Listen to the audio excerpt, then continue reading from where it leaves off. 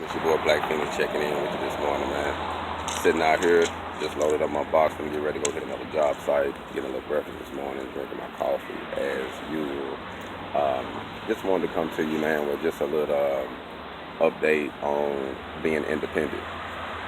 When you're independent, one of the things you have to keep in mind that you have to be your own alarm clock. You have to wake yourself up.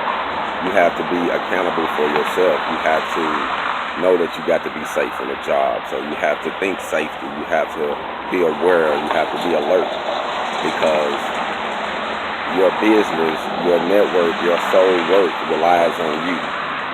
So if you're not healthy, if you're not focused, if you're not aware, then things can happen, you know what I mean, and cause you to lose business. So I just wanted to say to my guys that's grinding, man, stay focused and most definitely stay safe and stay aware of safety. Take some safety classes. You can pay for an OSHA class online, $50. Get you an OSHA 10, 50 or $100. And that way you can get some information on safety and job sites. And I will say something out here that I have seen since I've been in the Feniks area. I have worked with a lot of guys in the ironworking and welding business that's very unsafe, especially in shops.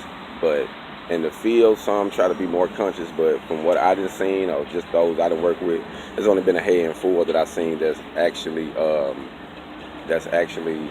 got good work ethics. So I would just say, try to work on that, work on your safety, because just keep in mind that when you're independent, you got to rely on you. So stay healthy, stay smart, stay alert, stay safe. Be blessed. I'm out. All right.